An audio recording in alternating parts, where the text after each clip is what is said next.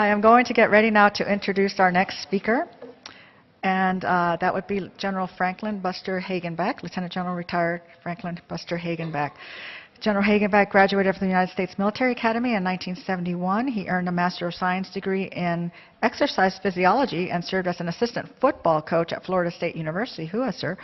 While assigned to the U.S. Military Academy's Department of Physical Education, he earned a master's degree in business administration from Long Island University. General Hagenbeck's military education includes the Army War College, Army Command, General Staff College, and the Infantry Officer Advanced Course. There's an awful lot more about General Hagenbeck in the bio document that you have in your book, but one of the most important things you need to know about him at the moment is that he serves as a board member for the National Organization for Disability, and he's going to talk to us a little bit about how NOD saw exactly what Colonel Sutherland was talking about and responded. General Hagenbeck.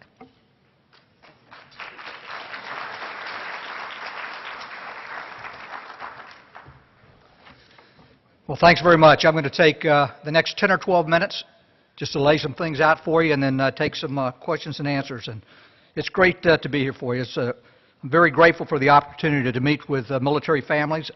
I grew up in a military family. My dad was enlisted, served over 20 years in the Navy. I don't normally say that publicly, but as I say, we all have skeletons in our closet. I served for a little over 39 years and retired just a couple of years ago, and I've got a son and family who are part of the Army family as well. So I'm very well aware of the glue that holds military families together, and I'm pleased to be able to contribute even in a small way. So what am I going to tell you in the next couple of minutes? I'm the representative and spokesperson right now for the National Organization on Disability, and I'm going to talk about a narrow portion of that today with wounded warrior careers, which you have some literature on all the tables that's out there right now. And I'm going to tell you why it's unique, and I'm going to tell you why it's successful. And the bottom line is that we're encouraging communities, other organizations around the country to adopt our model if you want to gain the kind of success. And I'll lay out some of the numbers for you in a minute.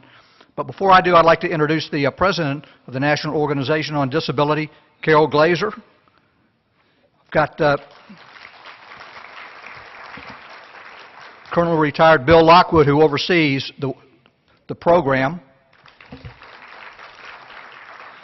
and a young man that I just met that recently retired from the Army after being seriously injured in Iraq in 2009, and who is a product of the program I'm about to tell you, and he's employed here in Northern Virginia now, Harry Luke, if you could stand up.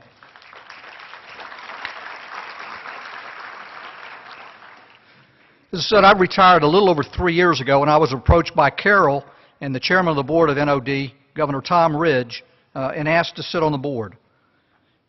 It wasn't hard in accepting. So the first thing that I learned from him was that 1 out of 5, 20% of Americans have a disability. And then what really hooked me is that everyone here today has the probability, or potential, I should say, of joining that minority group. So as I said, I'm going to talk on a very narrow segment of NOD, but I want you to know that it's much broader than that and can take care of spouses and families as well. NOD's been around for about 30 years now, a little bit over that. And one point I'd like to make, and Dave kind of hinted at it, is that we are not a competitor in this field. We're not competing with any other organizations out there as it is, no foundations or organizations. We're a partner. So what's made us different? We've developed a business model, a template that works. The success rate is extraordinary, and I'm going to tell you about that in a minute, but it gets veterans back to work or back in education or training. And it's called the Wounded Warriors Careers Program. In just a moment, as I mentioned, I'm going to go through a couple of steps that will lay it out for you as well. But the model has evolved over time because of our career specialists, our one-on-one with our disabled veterans. They're very creative, they're very innovative, and it's evolved since we got into this line of work in 2008. It's very much like the little girl that was in kindergarten that you may know the story of. Kindergarten teacher looked over and saw that she had a blank sheet of paper and a box of crayons on her desk, and the teacher went over and said, "What are you going to draw?" The little girl looked up and said, "I'm going to draw a picture of God." And the teacher said, "Honey, nobody knows what God looks like." And the little girl said, "Well, they will in a few minutes." Now, NOD is not quite that creative, but they are pretty creative. And those are our career specialists that are out in the field. They're very innovative. They're very adaptive. They work one-on-one with our veterans, and that's a real key right there. And they stay with them throughout the career transition. And that transition can take 1 or 2 years and sometimes even longer than that.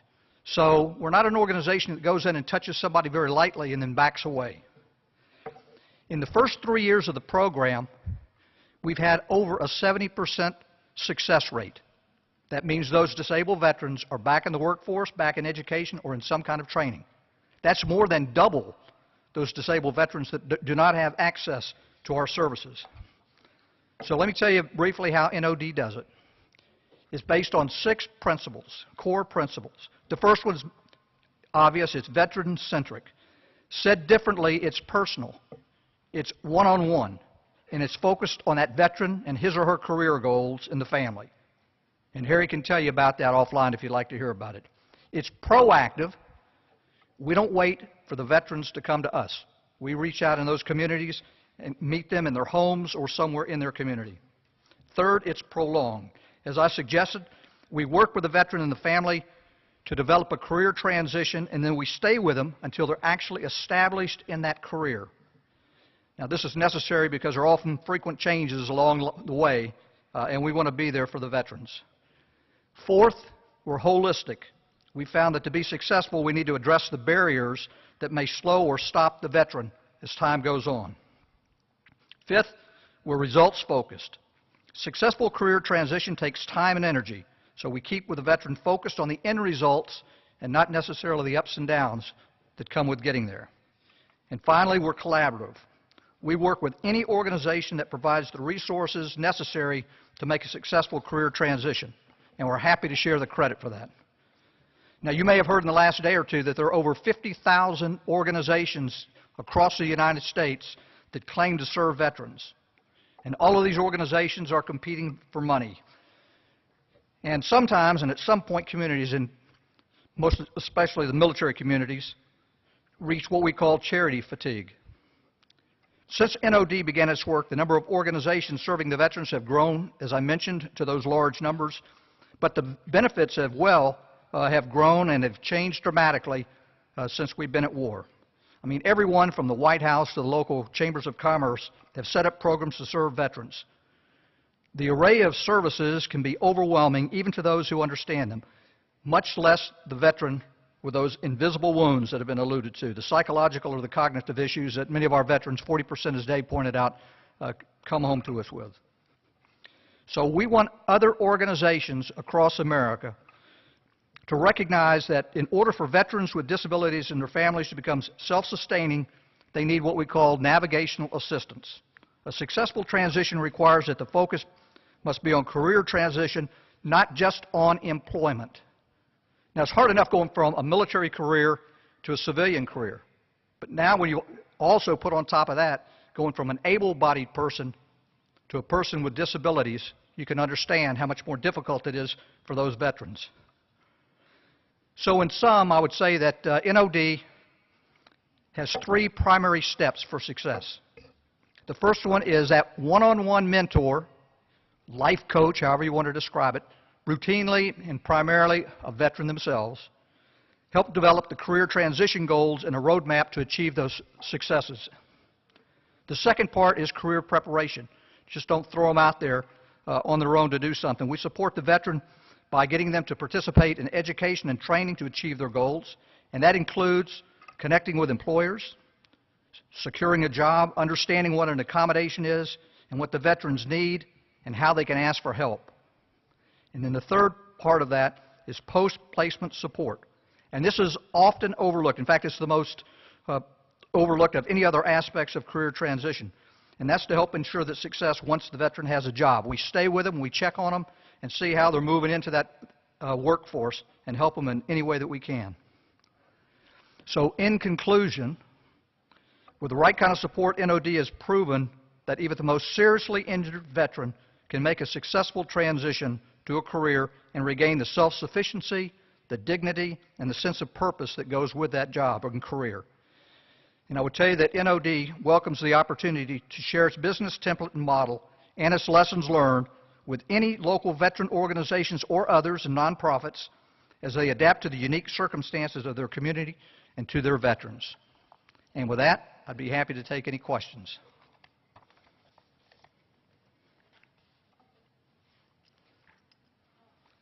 Yes, ma'am.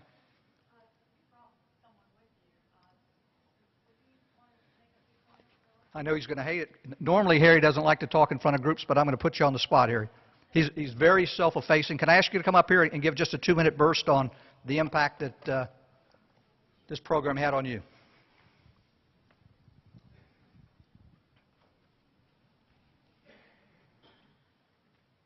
Thanks a lot, man. No problem, sir. It was pretty substantial. After I retired from the Army in December of 2009. I was having an extremely rough time. And to make things worse, a month after I retired, my wife and I lost a son. So it pretty much sent me over the proverbial ledge. And a gentleman by the name of Dwayne Beeson with NOD was pretty key in helping turn things around for me. I can honestly say that if it wasn't for him and several other people that were directly invested, I would have been another one of the numbers on the screen earlier, because I did lose my family. I did try to commit suicide a couple of times, and it was only through the help of Dwayne Beeson and other veterans that I'm still standing here today and doing as well as I did. Because when I first started the job that Mr. Beeson helped me get, I would go to work for a day or two, and then I would hide in my house for a couple of days with my pistol in my bedroom, wouldn't answer the door for Mr. Beeson, who was ringing my doorbell because he knew I was there.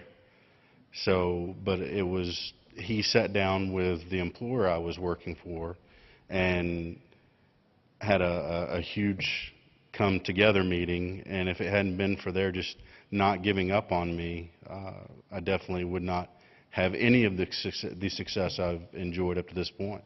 So it was the difference for me in life and death, quite honestly. There's no other way to put it. So. Thank you, Eric. No problem, sir. Thank you. Thank you.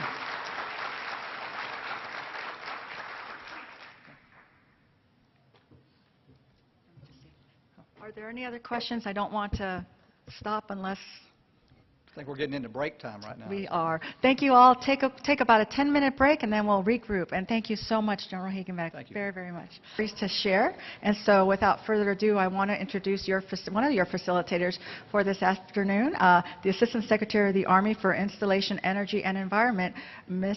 Mark Hammock. Good afternoon. Okay, I want to make sure everybody's awake here. You just had a break, so you should all be wired and ready to go for a great afternoon and a great panel to talk about It's a Beautiful Day in the Neighborhood. So we're going to talk about the kinds of things that can go on in the neighborhood, and when you think of a neighborhood, that's everyone coming together to help each other. And when you talk about the different kinds of work that is represented here, from Jennifer Cernock at Operation Homefront, the resiliency training of Sandy Risberg, the social networking and communications efforts from Angela, Lori, and Tara that they founded and grown and continue to grow, we have an amazing array of talent here that cover the various needs of the military families. And the work they all do and the work you all do is very important to the Army, because we do know that the military family is key to soldier resiliency. And the linkage between readiness and resiliency is key to the total Army's understanding of mission accomplishment. Readiness, something that we're all talking a lot about and have concern over, is the end result of the collective employment of a variety of resources. Resources to prepare, train, and support our soldiers, but also at the same time we are, in a way, training and preparing our families and civilians to support our soldiers and the family. And that takes both the community and industry. So in the installation community, we've been partnering for many years now in various aspects of soldier and family support. One of the successful programs is our Residential Communities Initiative, our RCI program, that has been operating for about 15 years now to improve the quality of housing on our Army bases. The privatization of Army lodging is working to improve the quality of that temporary housing that you get when you first PCS to a base, or the lodging that you get when you are visiting a base. That is, both of these, housing and lodging, are commensurate with what you'd find in the private sector. And that's quite a bit different from the way the Army was 10 to 20 years ago. And it's an improvement, and that improvement has come through very formal partnerships that we have had with industry. In all of these cases, though, the residential housing initiatives and privatized Army lodging, the real key is the partnership. And that partnership is something that we have been working on in other areas. We're developing partnership to improve the utilities on the bases so that we don't have brownouts and blackouts and you have power and water when and where you need it. We're also looking to privatize some of the power generation and renewable energy systems. And we're looking for multiple formal partnership arrangements that can help improve the quality of our installations. But as I said, some of these partnerships can be both formal or official, and then some are unofficial or informal. And so the initiatives that I described are effective formal partners, but there is tremendous value in the informal partnerships as well as the networking amongst the people and organizations with common objectives. So as we talk about military families and the themes of resiliency and readiness with this very talented panel, I think we have an opportunity to listen and to learn from each other. And I encourage everyone to think about how we can leverage one another to maximize the value of what each of us provides, whether it's an opportunity for a formal partnership in the areas we discuss, or just to listen and learn from each other informally and about how we can apply some of these strategies in our own lives. In the end, we all want the same thing: strong Army leaders, strong civilians, and strong Army families. So what I want to do is start this panel. We're going to start with Brigadier General Jason Evans, who is the Deputy Commander of U.S. Army Installation Management Command. And Brigadier General Evans is going to present examples of Army installations that are currently implementing partnerships with the local communities to enhance quality of life for soldiers and families. And he's going to be followed by Angela Kuban. And Angela is the founder of Homefront United Network. She will share her experiences in founding the network, as well as her experiences as the 2013 New Jersey National Guard Spouse of the Year, with emphasis on keeping connections with others as a member of a very geographically dispersed community. Tara Crooks, the third member of our panel here, is going to discuss the importance of using resources that you already have before requesting additional resources. And as a 2013 Army Spouse of the Year, she's going to talk about looking in my pantry. I look forward to that. My pantry, looking in your pantry. I want to see what you've got first. Lori Volkman is the Communications Director for the Military Spouse JD Network. And she's going to share her experience as a military spouse and a lawyer, and how and why military spouses can get involved in local policy issues and access to local resources. Sandy Riesberg is a military spouse and a faculty member at Kansas State University. And so she's going to describe Kansas State University's partnership and support of military families at Fort Riley, in addition to sharing best practices of entering into partnerships. And last but certainly not least is Jennifer Cernock, who joins us from Operation Homefront. She's going to share organizational best practices and the amazing outpouring of the civilian community support to military families through the work of Operation Homefront, which is a web-based resource that connects and matches individual donors with soldiers' and veterans' individual needs. So each of our panelists here is going to talk for about 10 minutes, and then we'll open to questions from both our live and virtual audience. So I encourage you, as the panelists are speaking, to maybe jot down your questions or jot down your thoughts so you're prepared at the end of the session. So let's get started with Brigadier General Evans.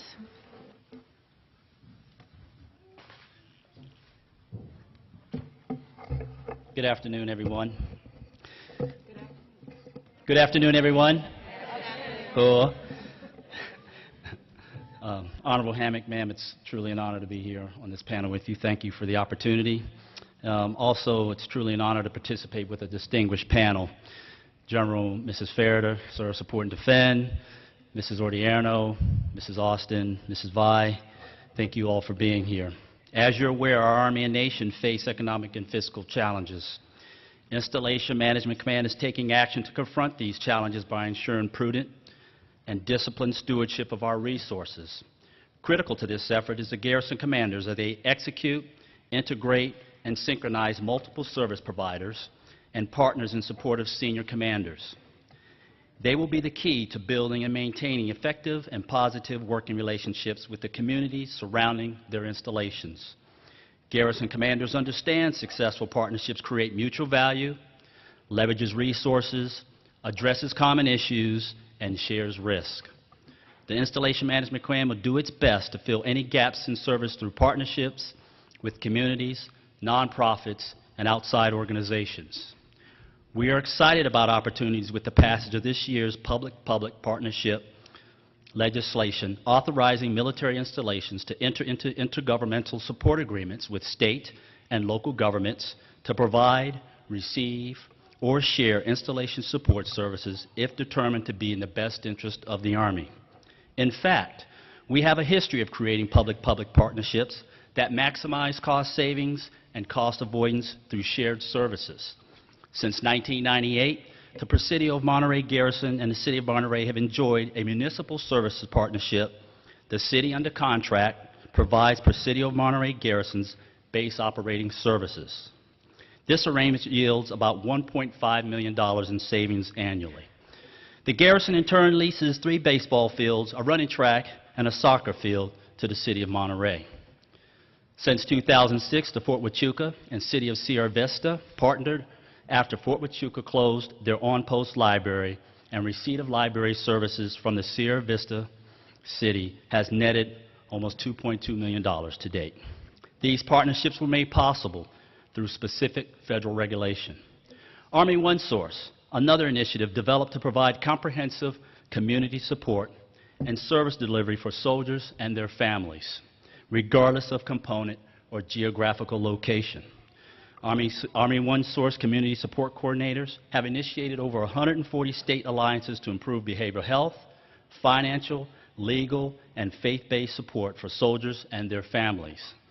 Partnerships include area health education centers, National Alliance for the Mentally Ill, Catholic Charities, National Guard Partners in Care, Alabama Governor's Office Faith-Based and Community Partners Initiative, American Bar Association Homefront, Legal Systems for Military Personnel, Young Lawyers Association, and Military Saves Campaign.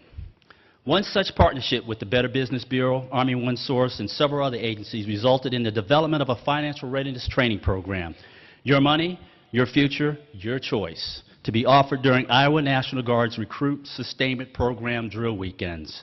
The Your Money, Your Choice, Your Future training will provide an annual estimated of $800,000 of financial education services free of charge to Iowa soldiers. Another state alliance with Army One Source and the Maine State Bar Association allowed the association to recruit more than 70 attorneys, accountants, and legal assistants to veterans with legal assistance issues. In Maine, more than 4,500 soldiers were deployed from 2001 to 2012, a significant number for a rural state. Army One Source's Alliance have increased our engagement with military community and helped National Alliance for the Mentally Ill connect free behavioral resources to soldiers and their families. As a result of developing strong relationships with the community, soldiers and their families experienced enhanced quality of life. Typical partnership in the family programs arena at installations around the world include collaborating with local employers to support Army spouse employment, partnering with consumer credit counseling services to support soldiers and their families, partnering with local domestic violence and sexual assault shelters and child protective service agencies, collaborating with universities and educational institutions to support soldiers and their families and their children.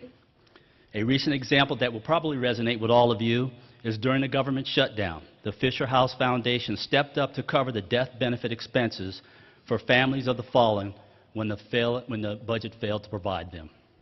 In closing, we have many examples of successful partnerships. The Army is committed to taking care of soldiers, families, and civilians, and Installation Management Command continually looks for innovative ways to improve soldier and family programs while striving to become more efficient and by leveraging partnerships in all that we do to ensure soldiers, families, and civilians remain ready and resilient and enjoy the best quality of life at Army installations. Thank you.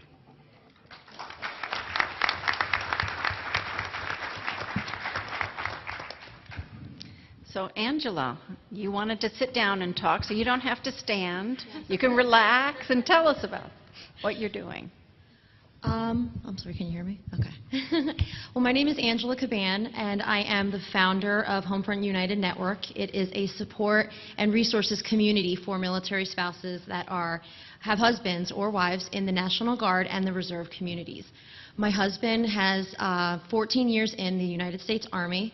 6 of those years have been serving with the National Guard. When he deployed in 2008, I didn't even consider myself a military spouse. I knew nothing of the community. I didn't know where to go for information, and our installation was about 3 hours away from us. So I did some research online. I did find a lot of resources, but it was mainly geared towards the active duty spouses. I decided to create my own resources, to create my own support network for spouses out there that felt the same way that I did. It was frustrating. I felt hopeless. I didn't have any support. I read many books to try and see if perhaps I could engage within my community. I found a significant amount of spouses that were going through the same thing as myself. My husband deployed for 15 months. And those 15 months I spent creating a network for other spouses in order to support them and assist them regardless of where they lived or how far their installation was. I think the biggest problem that National Guard spouses have is just being able to have a voice in the community. There is support out there. You have to be willing to look for it, and if you can't find it, create something. My husband, like I said, he did serve in the active duty community, and for him it was very normal. He never had to worry about the family life coming back from deployment. So for us it was a big transition, having to go from 15 months of him not being home and then transitioning into the civilian life. So another thing that we do on the Homefront United Network is we provide resources and support for those families who are transitioning from active duty back into the civilian workforce, as well as information and resources for the families and the children, which is a big thing. My son was 2 at the time, so we went through a lot of struggle with him. Terrible 2s? Yeah, no, not actually. No, that was the 3s. Yeah. But it was very difficult to explain it to him because we were used to Daddy going to work every day and coming home, and now it was Daddy wasn't home for 15 months, and he didn't know Daddy was in the Army. He didn't understand it. So, but my experiences with that is to always embrace the military community. National Guard spouses, I mean, our husbands are not weekend warriors anymore. I'm sure many can agree with that. Yes, we do drill and we do our trainings 2 times a year, but there are many times when they are away for longer periods of time. When my husband re-enlisted in the National Guard, he was gone for 6 months total, and there was gaps in between. But we also had to learn how to transition into that as well. A lot of support networks out there don't necessarily help the National Guard families when there is a gap in between services, so you have to kind of make things work for you. Take what you do have and just make that work. Very good. Thank you. Thank you. You make some good comments in that we've asked a lot out of our National Guard and our reserve soldiers, and you know, it does create its own unique set of challenges. So thank you very much. So Tara, you going to tell us what's in your pantry? No. I don't really remember. That was 2 days ago. My sister is watching my children, so probably some chips and some cookies. That's not what General Hiroho wants to hear. Good morning, or afternoon, I guess, at this point. My name is Tara Crooks. I wear many hats. I am a wife. I'm a military spouse, an Army wife, HUA. Married to my soldier for the past 16 years. I'm a mama to Renna, who is 12, and Chloe, who is 6. And I also have 2 dogs, Bob and Ellie. And you need to know that because they're my babies. I am the co-founder of Army Wife Network, and I'm also the co-author of the book titled 1001 Things to Love About Military Life. And yes, there are more than 1001. In the military capacity, I've served as an Army Community Services Master Trainer. I'm an ACS course volunteer director, spouse coffee group leader, Army Family Team Builder, training, family readiness group leader and advisor, spouse club first and second vice president. There's a point to all this. What I want you to know is I wear a lot of hats, and I've talked to a lot of military families. Today, though, they asked me to come as with the hat on, even though I don't have one. You can see it, right? Of 2013 Armed Forces Insurance Army Spouse of the Year. No matter what hat I have on, I still am the same person. I still have the same experiences, I still have the same celebrations, and I still have the same concerns as a lot of our military spouses out there. So it's not my first rodeo. I know that there's someone in this audience, perhaps even virtually, who has been voluntold to be here. Yeah, you know who you are. And I know there's somebody out there that maybe they just stumbled across a link somewhere and they went, oh, let's check this out. And so they're listening today. And then I know that there's a lot of people in here who are 100% HUA, and they're completely checked into this journey, and everyone in this room needs to hear what I'm going to tell you today, my message for you. But there's going to be some of you that don't want to hear it. Or maybe you're like, yeah, right, Tara. It was kind of like the cupcake thing. I was like, why'd you do that to me? Make me see a cupcake and then tell me I can't have Coke for lunch?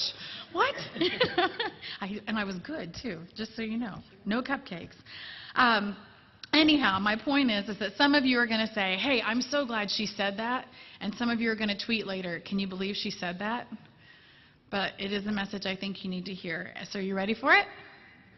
You better wake up.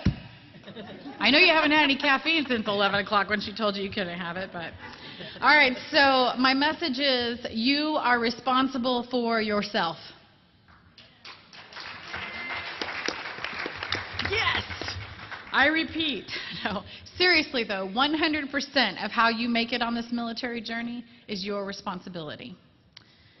I know it's a shocker to some of you, those people who didn't want to hear what I had to say, and I know that right now you are forming a list of, but that's not my responsibilities, because I've heard them.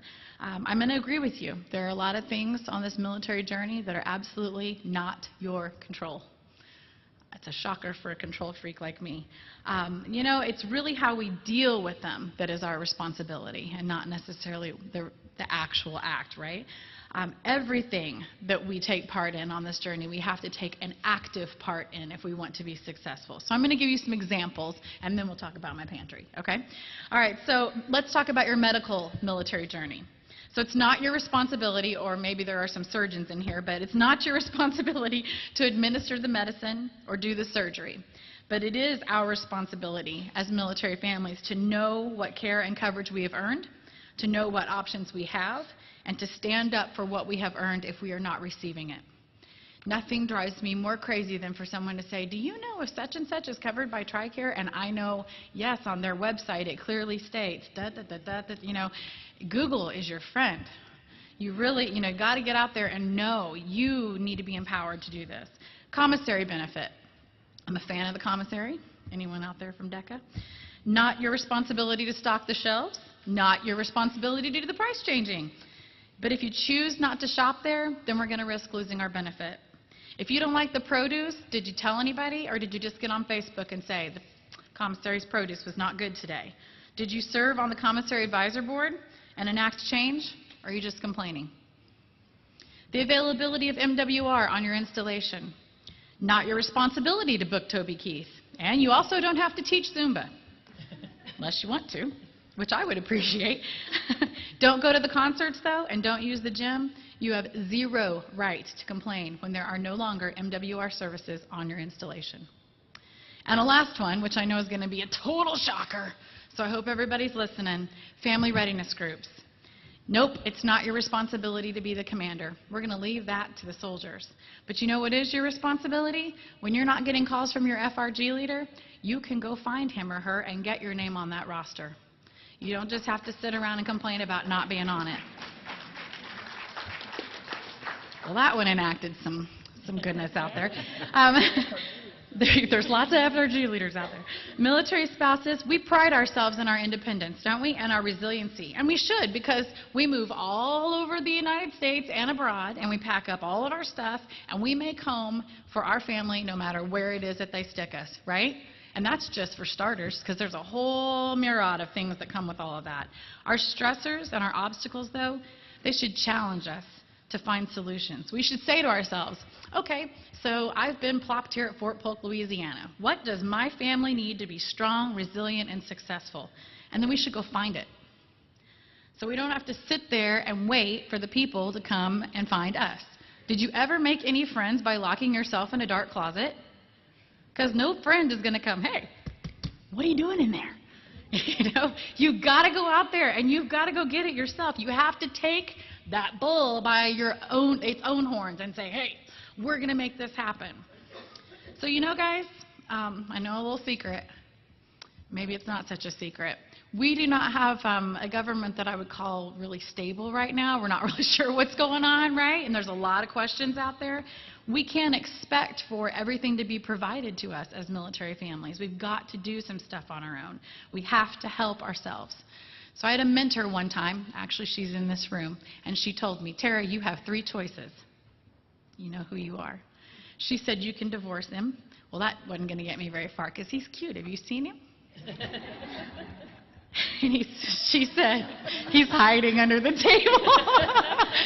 She said, you can be a conduit of change, or you can figure out how to survive and thrive. So since one was out, I had to choose 2 or 3. And so this is what I live by, the serenity prayer. You guys know it? God, grant me the serenity to accept the things I cannot change, the courage to change the things I can, and the wisdom to know the difference, right? Well, here's my adapted version for the Army. So God, give me the courage. I kind of changed this for the military journey. Grant me the serenity to accept the things I cannot change, the courage to change the things I can, and the wisdom to know when I should just drink the Kool-Aid. Well, it's sugar-free Kool-Aid. Listen, when they chose the finalists for the MSOI competition, she's telling me, you better be quiet. They told us to have a platform. And AWN has really been the conduit of getting resources out to our military families. And so I honestly had a hard time thinking about who I was or what platform I would have outside of AWN. Until one night I was talking about making dinner. And it was on a night when it was really close to payday, so, the funds were getting a little low. I'd only gone to the commissary for staples, and so there wasn't much in that pantry. And I'm a military mom, and I manage a military family on a military budget. And, you know, when there's a tight time in my budget, I don't drive an hour and a half to the city to Whole Foods, so I can stock up on these, you know, all new ingredients and the organic spices to make something that I saw on the Pioneer Woman or, you know, any other thing on Food Network. In other words, I have to open up my pantry and I have to say, all right, well, what kind of healthy, creative, fun, inexpensive way can I feed my family tonight, right? Because who's got the gas money to be driving to Whole Foods? This military life we have, you guys, has a plethora. I mean, there is a new resource created every single day. It's crazy. That's the food in our pantry as military families. And many of these resources are completely untapped. They're too busy trying to figure out who you are. You know, and they have a harder time getting to you, believe it or not, than you have getting to them. So we've got to get out there in these tough economic times, okay, and we've got to open up that pantry. We've got to take a look around. And we've got to say, okay, you know what, maybe we don't have this because it's been cut, but we have this. So let's use that. And we, the people in this room, because I know a lot of you are leaders out there, need to educate the families on these resources that are already created before we go out and reinvent the wheel. We have many supporters in our civilian community, and we're going to hear a lot about them down here when we get to Operation Homefront. And they want to help us. They need us to come to them. And you know what happens whenever we don't go to them? They think, oh, here's another new thing, and not those resources in general, but people are pouring money into the next new thing when there's 17 of that next new thing that somebody didn't discover because they were being underutilized.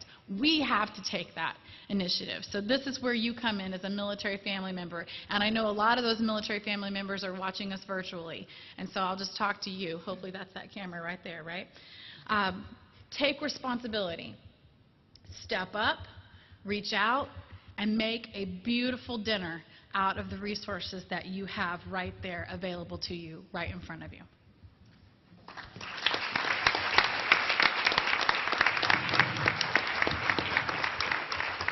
Thank you very much, Tara.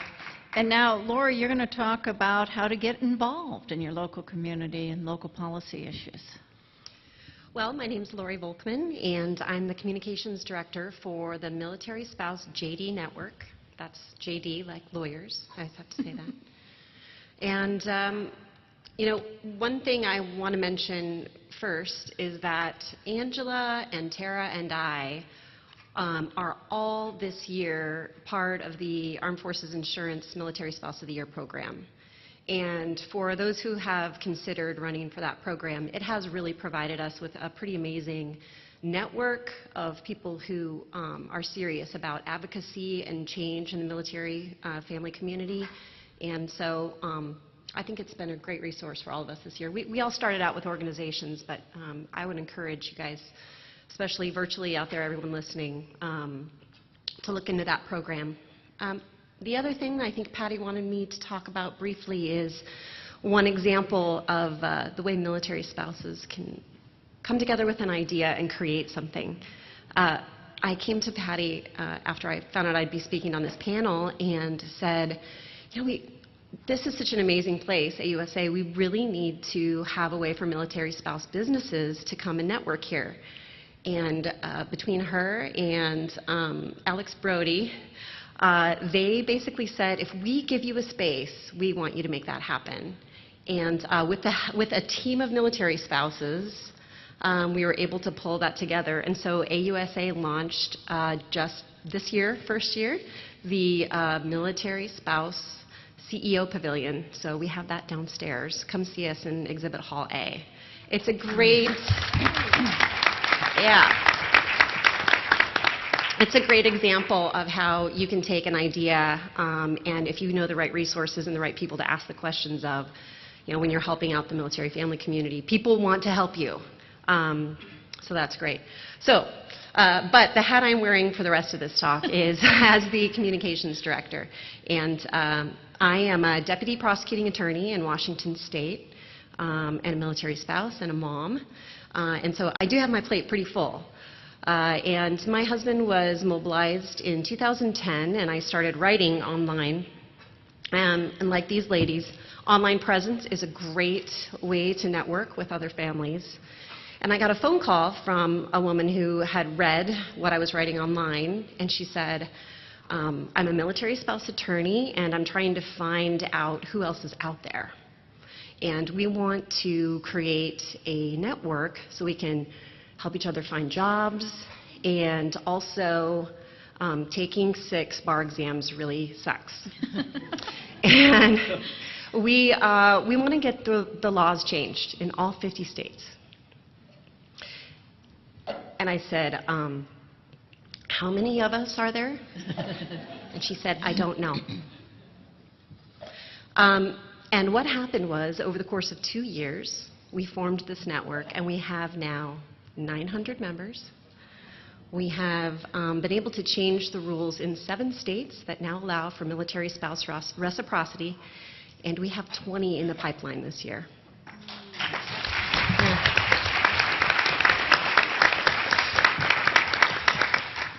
So now we recognize, right, we're a group of 900 lawyers, so we kind of know how to get stuff done. But what we want to do now, and I think this happens a lot with military spouse organizations, you start the process with the intent of helping your group and your cause. And what you realize very quickly is you need to look externally to the rest of the military spouse community. So I want to tell you guys today about a program that MSJDN is launching in January. It is called Homefront Rising. I just love that name. Homefront Rising is going to take the opportunity to really change the conversation, change the political conversation for military families. We have partnered with In Gear Career, which some of you may know for their career resources in the military family community, and She Should Run, and we are creating nonpartisan political training. So one of the things that I try to often tell organizations that want to reach their legislators is that there is a formula for that. You don't have to be a lawyer. There's a way to do it. We really want to take the opportunity to train your groups, your organizations that really want to make a difference, and go from the local level that we're talking about and really do some outward-looking work that will really make a difference for the military spouse community in general. So if you would like more information about that, our website is www.msjdn.org. And I have a group of lawyers here. You guys, stand up. Where are you? You're all here? They're sprinkled around. We're going to be up front after the talk, so if you want to come and reach out to us and let us know you're here, get us your information. We will make sure that you have what you need to get over to our training and get some real advocacy going for military families. Thank you.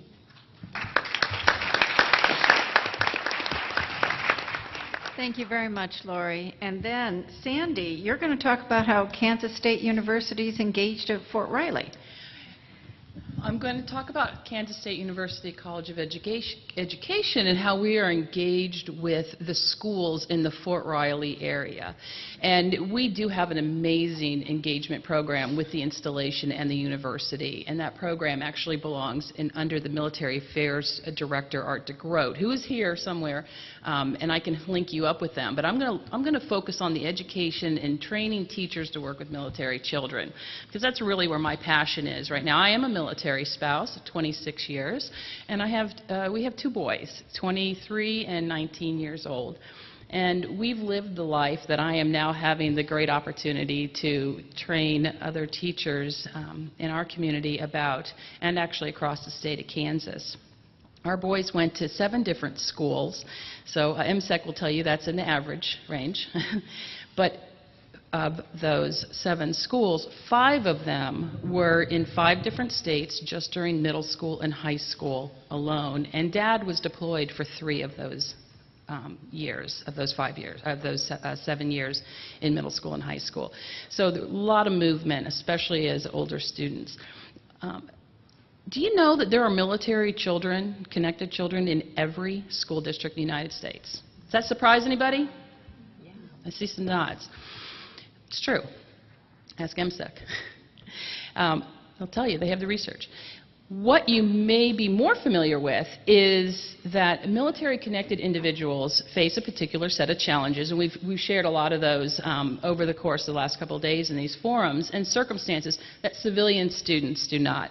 And at the Kansas State University College of Education, what we're doing is working to lessen those effects of the issues in a number of ways.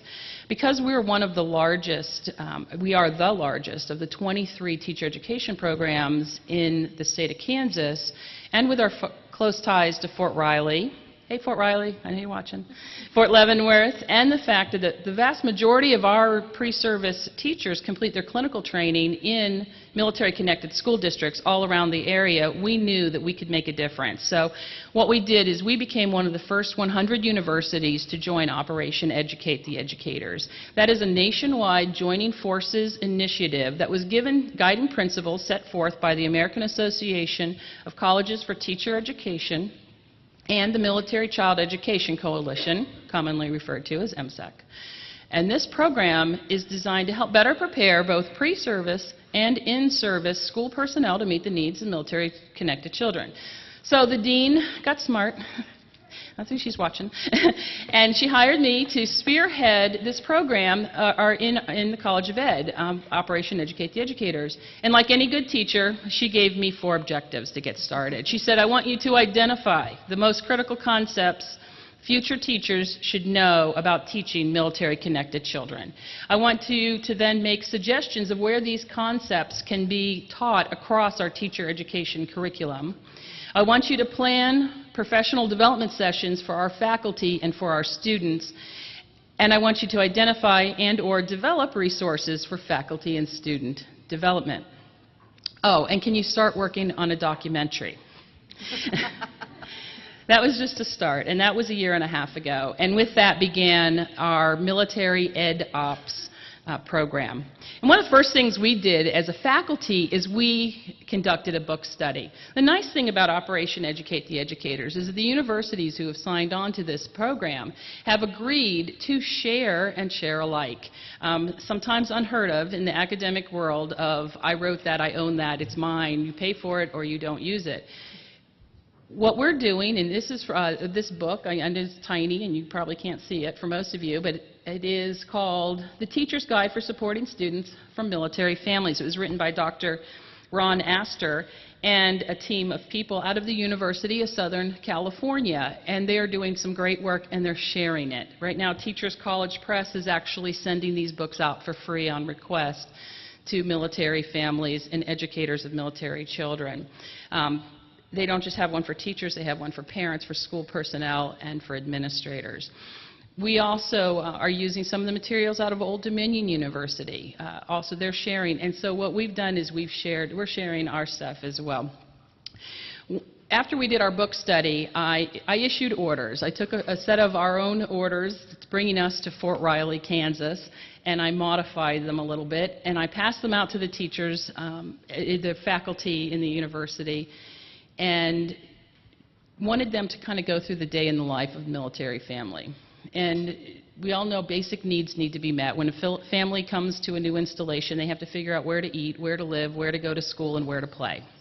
If they have kids, that's all, priority.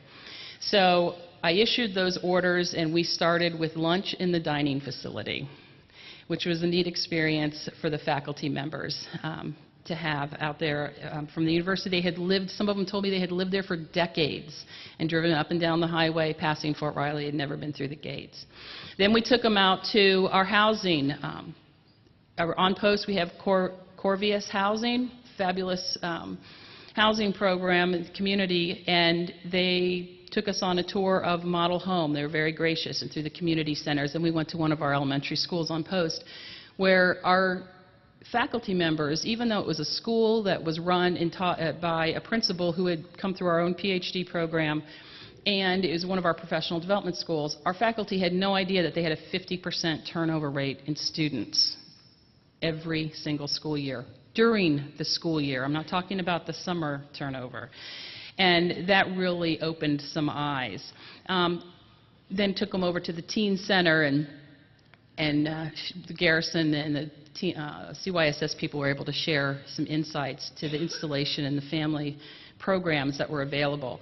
And they got all sorts of ideas of how we could get our college students, our pre-service teachers, engaged military families out there on Fort Riley, and volunteering and working with the military kids. It was funny to me to kind of watch from a different set of eyes what was so normal to me. We've always lived on an installation, and my 14 moves, we've always lived on post, and it was, but to them it was fascinating and eye-opening. So that was neat. And I started building a digital resource portfolio for our faculty, for our students to use. And then I started working on the workshops, because they said, well, how can you get this into the classrooms? And I put together some workshops that we're going to share with you. Also, it'll be up on our website. And I've put bookmarks out. There's some of them on some of the tables. There's more on the table over there. And it has a link to our site where we're going to have all our materials. And you will be able to access the workshops on social and emotional development of the students, and how you can, as teachers, help build resiliency in the schools, in your classrooms, and how that corresponds with the deployment cycle. And I will say that I am proud to say after 9 months, that documentary was completed. We premiered it on September 11th to 400 students, faculty, military, and community members. And I'd like to share with you just a couple minutes of that program.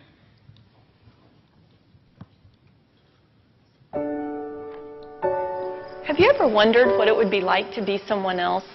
To actually see the world through their eyes? That is why we created the documentary series, A Walk in My Shoes. And now we present our latest installment, Military Life. Because great teaching starts with good listening, we went straight to subject matter experts, military members and their families at Fort Riley and Fort Leavenworth, and asked what they wish teachers knew about their lives. Stories highlight the dedication, the bonds, the service, and the challenges our military and their families face.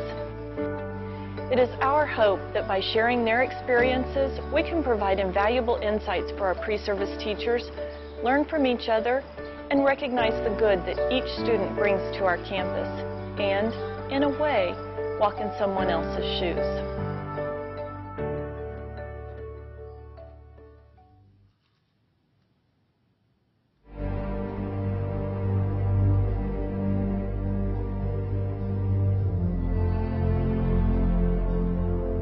That sense of serving something greater and being a part of something large that everybody has an equal share in, that camaraderie and that friendship is something that you just can't really describe or put words to, but a military person kind of understands it.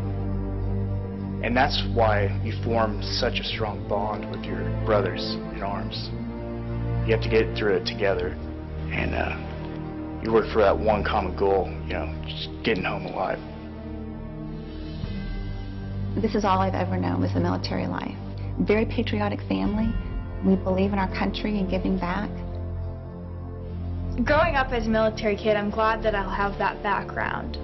That way, I'll be able to relate to the students and know exactly how they feel, because I know a lot of times you're looking at a teacher and you say, you don't understand.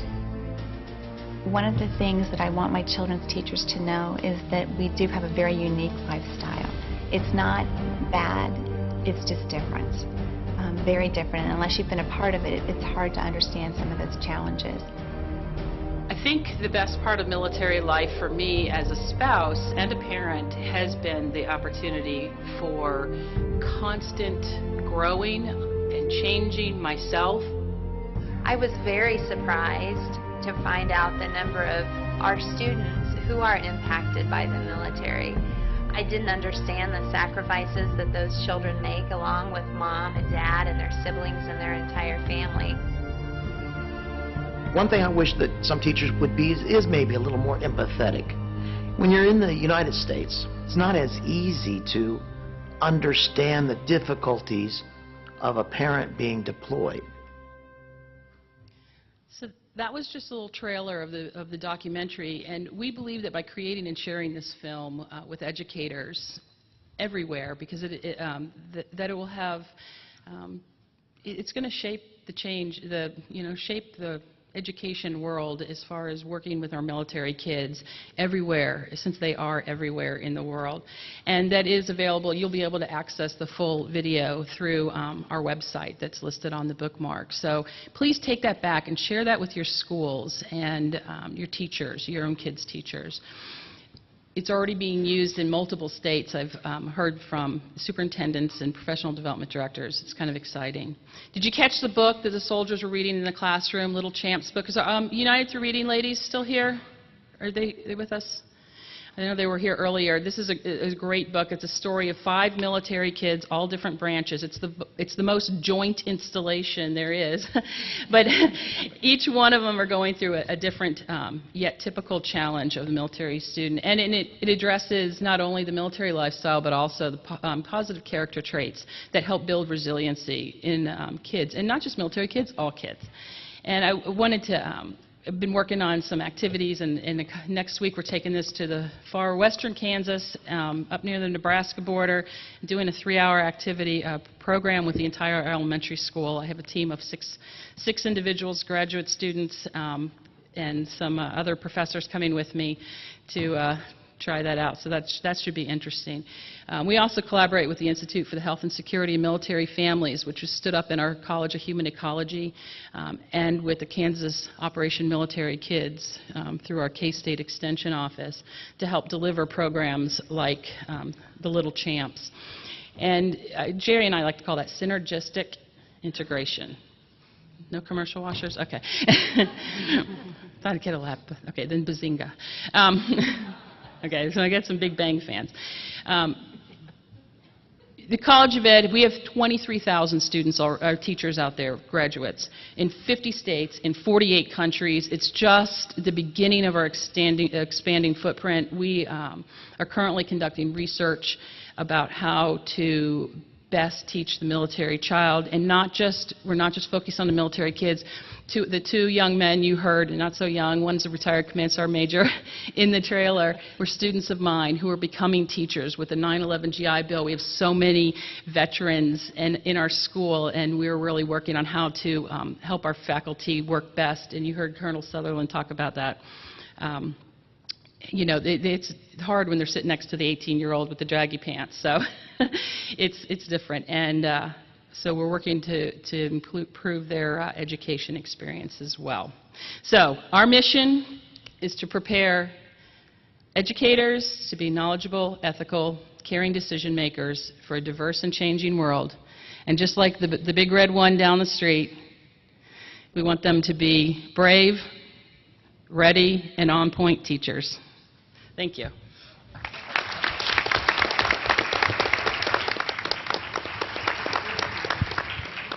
Thank you very much, Sandy. That was fascinating to hear from you. And Jennifer, I'm looking forward to hearing about Operation Homefront. Great. Well, thank you very much.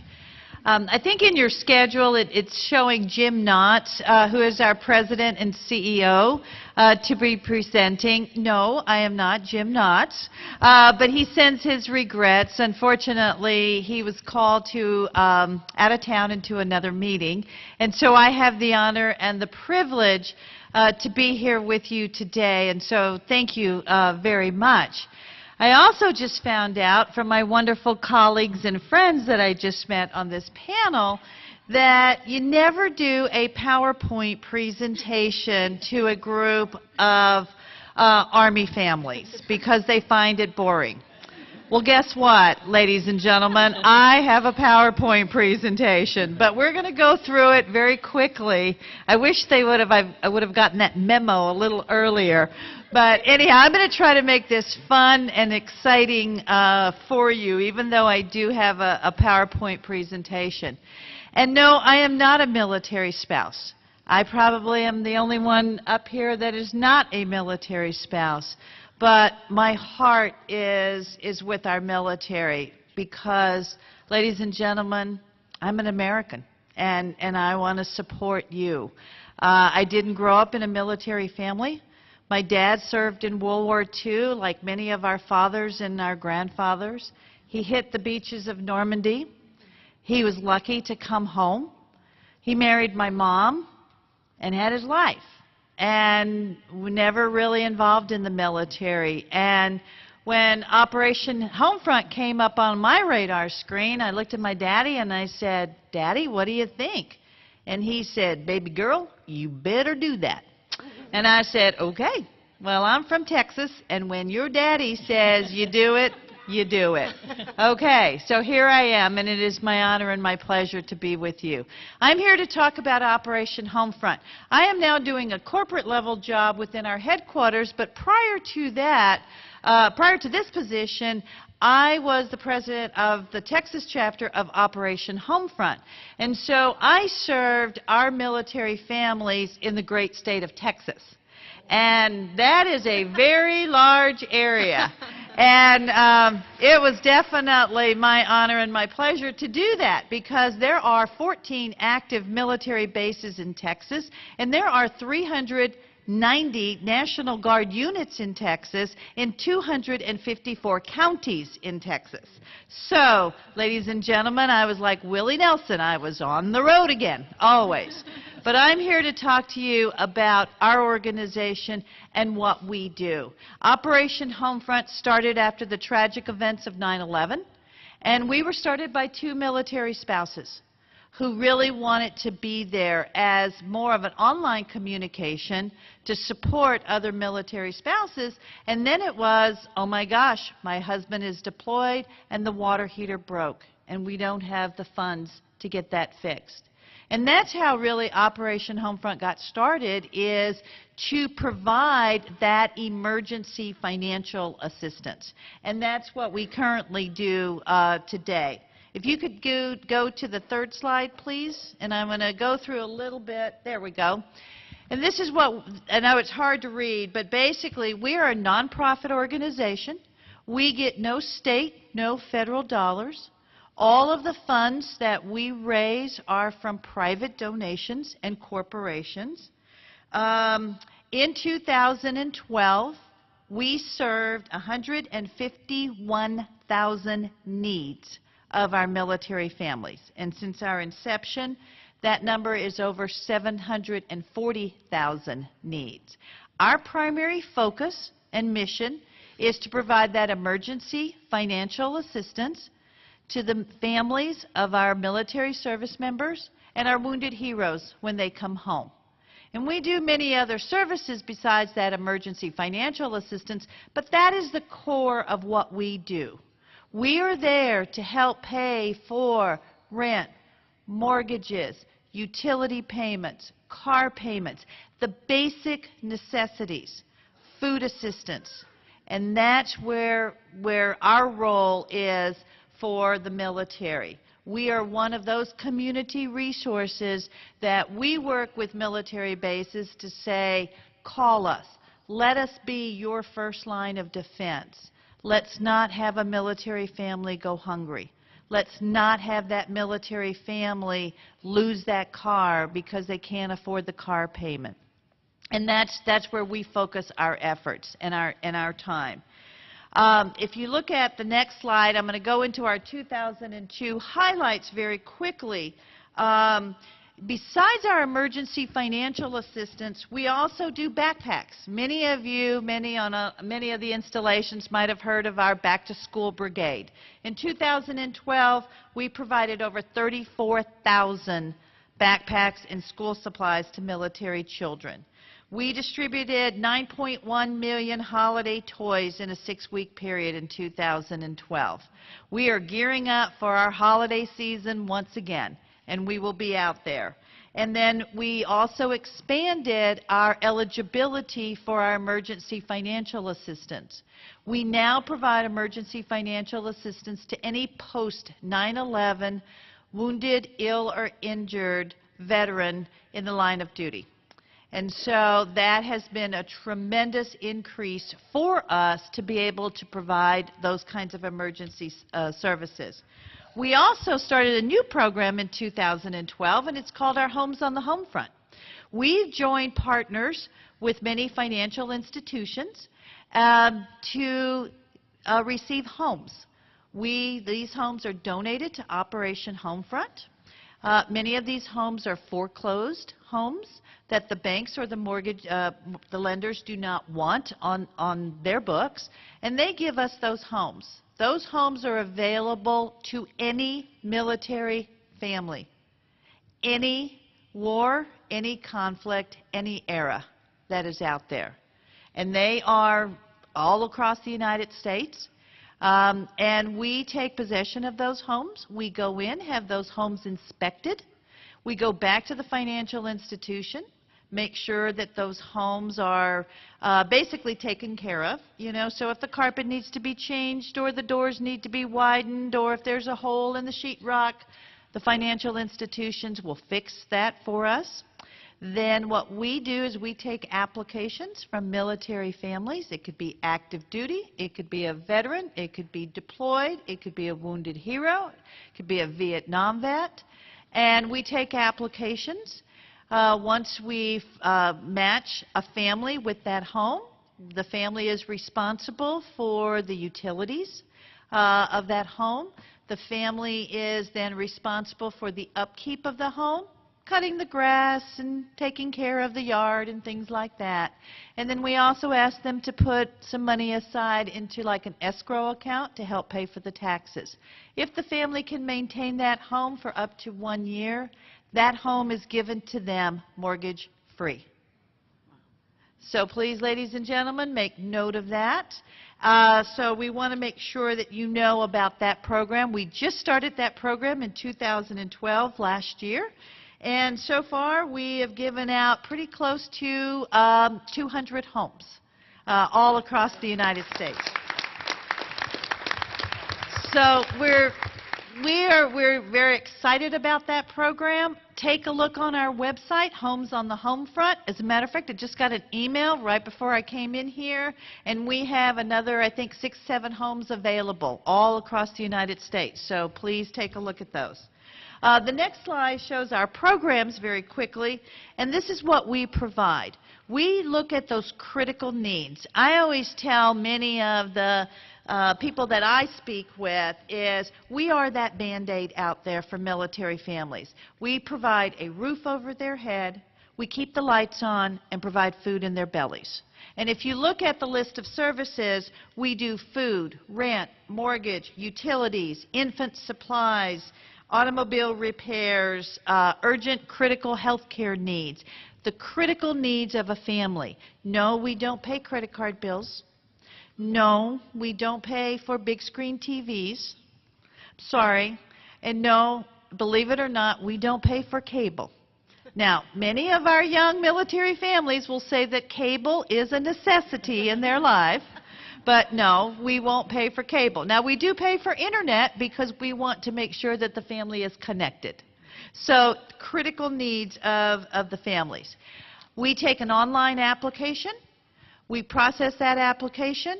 If that service member and their family meets our criteria, we pay that bill. Usually, we can process something within a week. Sometimes within 24, 48, 72 hours. Very critical needs.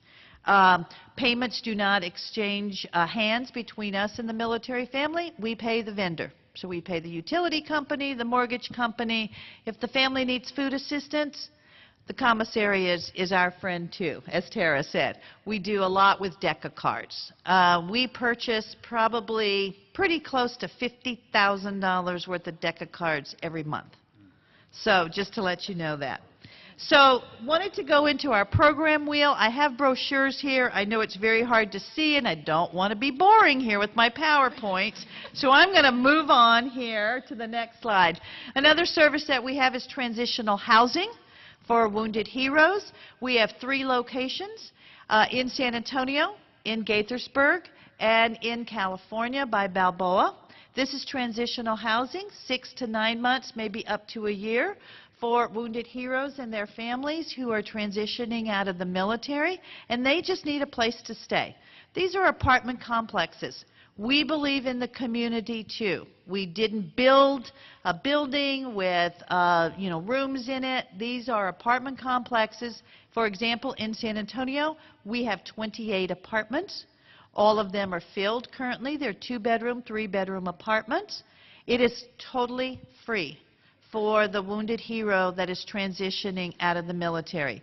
They do not pay for rent. They do not pay for utilities. We get them involved in the community. We help them apply for their VA benefits, their SSDI, and counseling services and different things like that. So that is our Operation Homefront Villages. Next, we have our Hearts of Valor.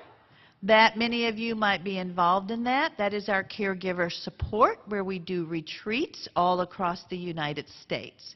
And that program has expanded tremendously.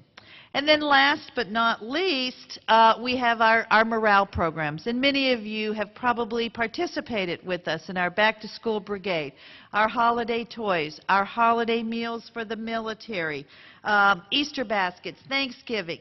We do what we do at Operation Homefront because of the need that is out there.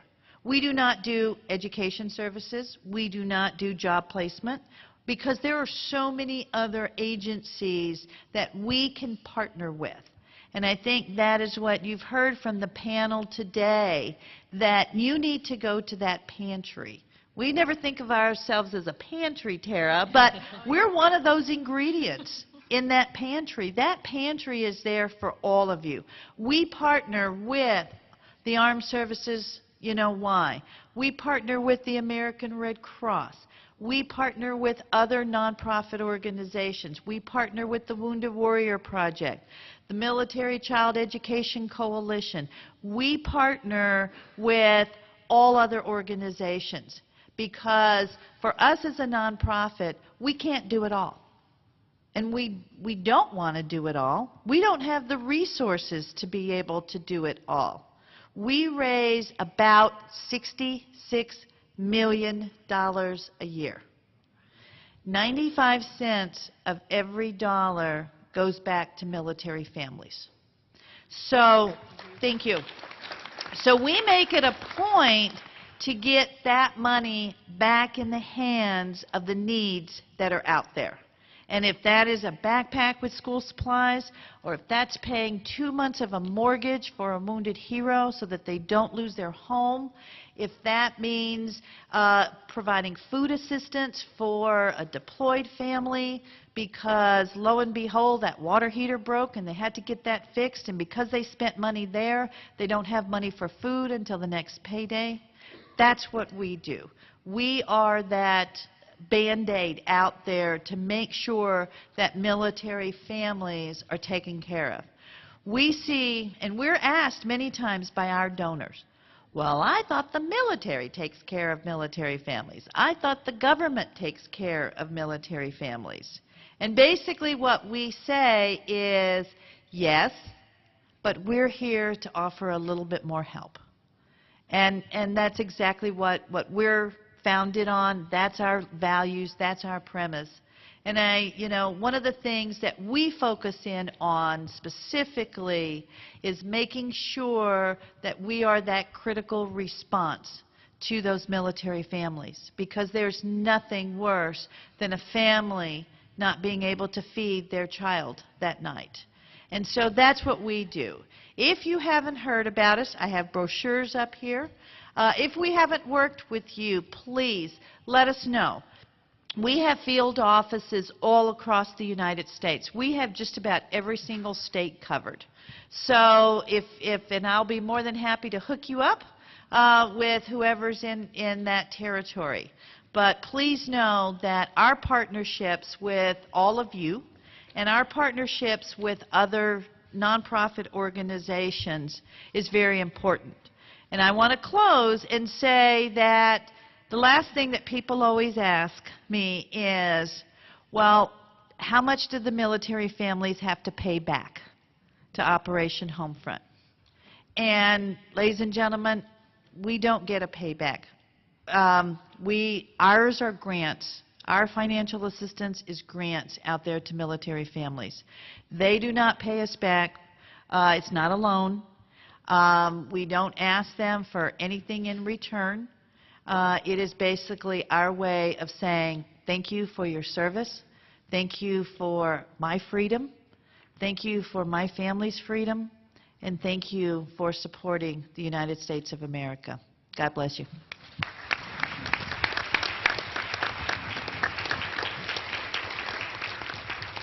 Well, thank you very much, Jennifer, and I want to thank everyone on our panel. You've certainly provided with some great ideas of resources that are available to everyone and ways maybe we can, as Tara said, step up and reach out and take advantage of those resources. So we've received some questions here, and what I'm going to start is with Angela. So the first question for you, and it is, what advice can you give recruiters and their spouses about living in geographically dispersed areas, because most of us are used to living on or near an Army base? I would tell them that they have to have the communication barriers open. You have to interact with the families. I know we make a joke in my house where if we want to be informed, they need to speak to the spouses. We're the ones that absorb that and remember things. So for the spouses themselves, they also need to be informed and aware if they're not, whether they are living near an installation or not, and share the information as well. Share the information, any information that you have with others. Could they reach out to the National Guard? Absolutely. Who's absolutely geographically dispersed, maybe as much as they are. Absolutely, yes. Okay, great. Ladies, thank you for very powerful presentations, and you're all a wealth of resources. And as the CG would say, what? And we need to get your cards so that we can become partners with you at Installation Management Command, so we can proliferate amongst the families and soldiers the information that you presented. And this is for you, Ms. Crooks. What advice could you give an FRG leader who doesn't always receive information on new family members? That was a loaded question. I don't know if you guys heard that. Now, let me repeat it so I make sure. It's an FRG leader who is not always getting new information. Right. And what advice would you give them? Well, you know, there's the current model of FRG that's out there, and we're going to talk a little bit about this tomorrow. Star and I are. What is it we say? All work and no play keeps Johnny's family away. Yeah. So it kind of lends itself to, here is all the information that we are going to send to you. This is no fun. And it doesn't have to be like that. I ran a couple of FRGs myself. I can tell you that the most challenging thing that we do as FRG leaders is make that roster.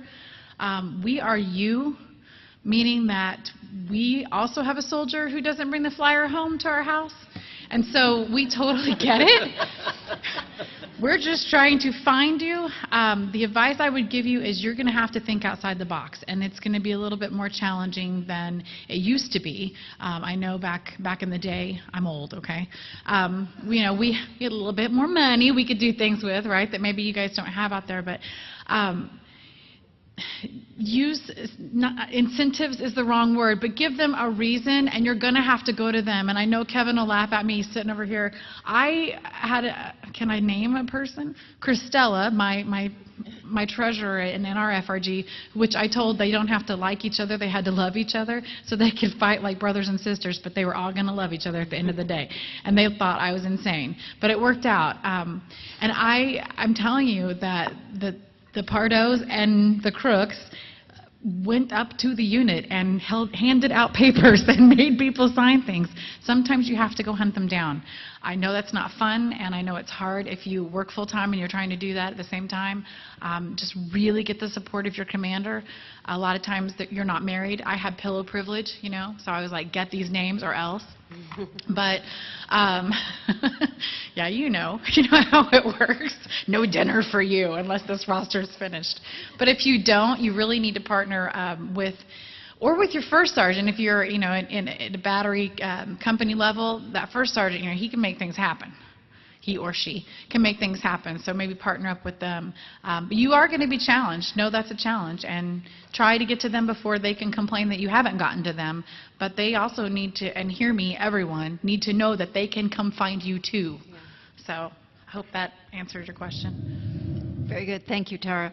The next one's for Lori. And the question is, what is the biggest challenge with using your license in different states? And maybe are some states a little more difficult than the others? The biggest challenge is 2 words. It's bar exam. So every state in our country is licensed, puts out the licensing laws for lawyers. So we don't have a federal platform where we can make it uniform. And, rightly so, every state is interested in monitoring lawyers and protecting the public. And they want to make sure that the lawyers practicing there live up to the standards that they've set. And one of the challenges we had with our organization is in most states, this is not a legislative change. This happens in our Supreme Courts because lawyers are self-regulated by the Supreme Courts in their states. So we weren't even able to jump on board with some of the organizations nationwide that are helping with medical and teaching licensing issues. We really did have to go on our own state by state. So bar exams are the #1 challenge. There are some states that will allow you to participate if you have an active license in another state, but you have to have a certain number of years in practice, and very often if you move every 3 years, you can't show continuous practice. You have to get a new job when you move, and before you can get a job, you have to study for the bar exam. And the bar exam is only offered twice a year, and it's very expensive, and you have to take the bar review course. And by the time you get all of that done, you might have a year left in your duty station. So it's very hard to get those continuous years of practice that are required in order to not have to take the bar exam in your new jurisdiction. So, but we're going to change that. All right. Okay, the next question is for Operation Homefront. Ms. Cernak, the question is, how do you help Army Reserve soldiers? Army Reserve soldiers are just as any military family. They would be part, as long as they meet our criteria, E6 and below. And if they need emergency food assistance, or they can participate in our morale programs.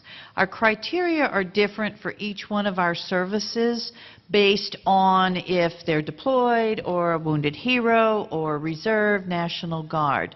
So the best thing I would suggest people do is to go on our website, because we have our criteria broken down. But any military family that is E6 and below, depending on their location, can definitely participate in our morale programs. And our emergency financial assistance, we have different criteria for each one of those.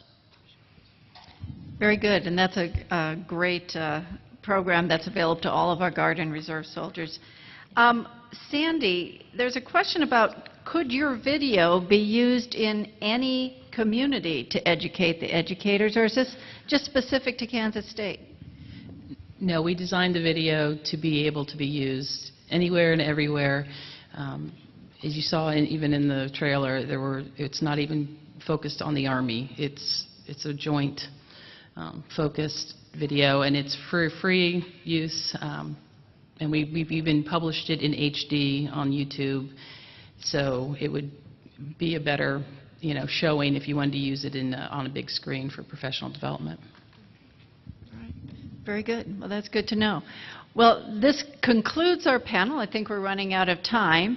At this point in time, what I want to do is thank our panelists and thank Patty for putting together such a wonderful group of panelists. If you can join me in thanking them.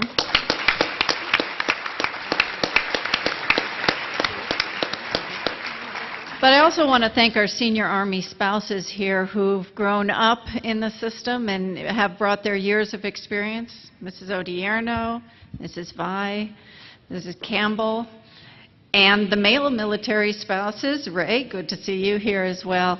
And as well as Margie Ferreter and Lieutenant General Ferreter, who's my battle buddy, who really has a passion for supporting Army family soldiers with programs and the kind of support they need to ensure that they are ready and resilient.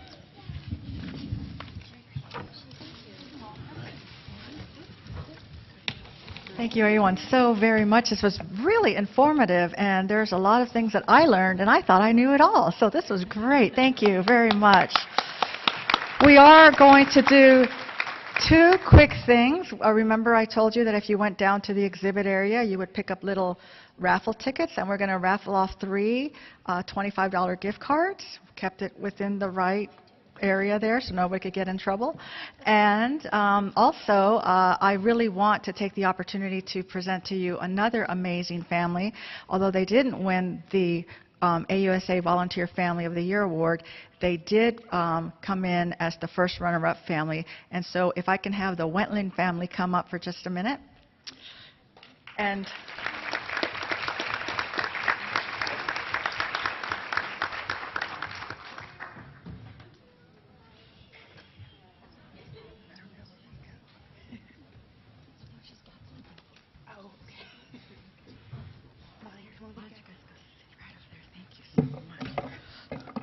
the Wentling family comes from Fort Bragg, North Carolina, if I'm not mistaken.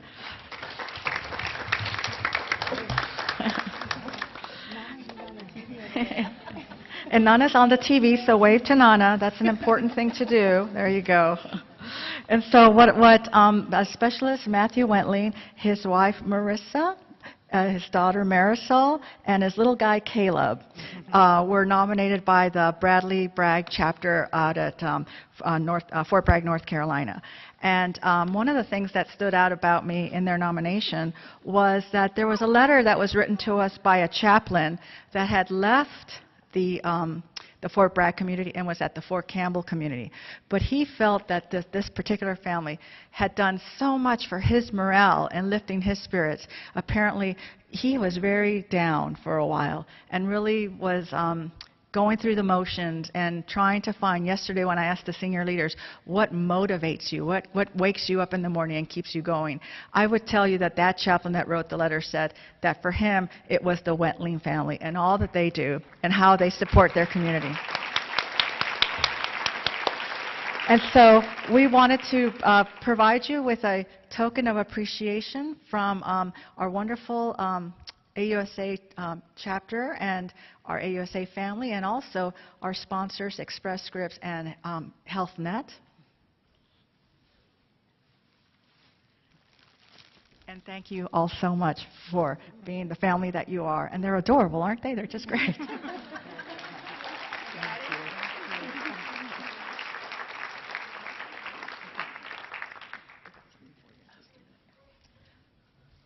Okay, and somewhere at my table, I left a little bag that had the tickets in it. Does anybody? There it is. There's a little bag. And so, Marissa, would you come up here and help me with winners? Ma'am, if oh, did you want to just for a minute? I'll get you guys off stage in just a minute. All right, not just yet. Okay,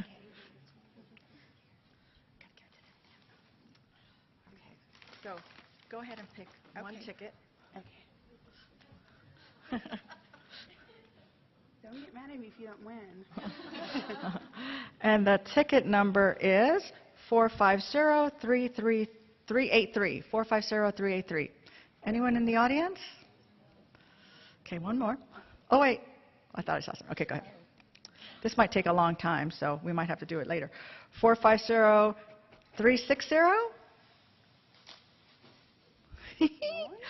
All right, we're going to have to figure something out in just a moment. Wait, before I keep going, let the panel off the stage so that they can go do what they need to do. This might take a little while. Thank you so much, panel.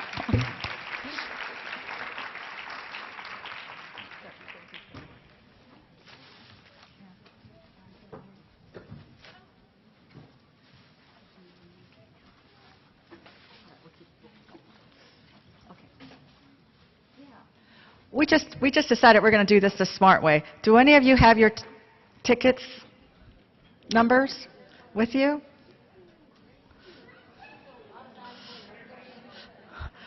Okay, there's two out there.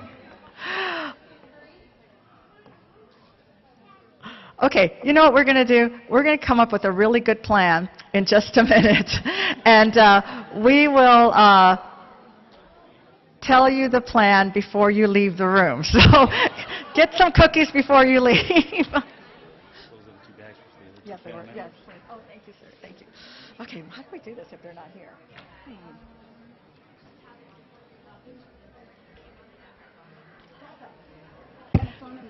There's a very smart person in the room. If you have a ticket, write your name on the back of your ticket with your phone number, and we will call you tonight and tell you if you won. Yay! Yeah, so bring your ticket with your name and your telephone number on the back up here, and we will collect them.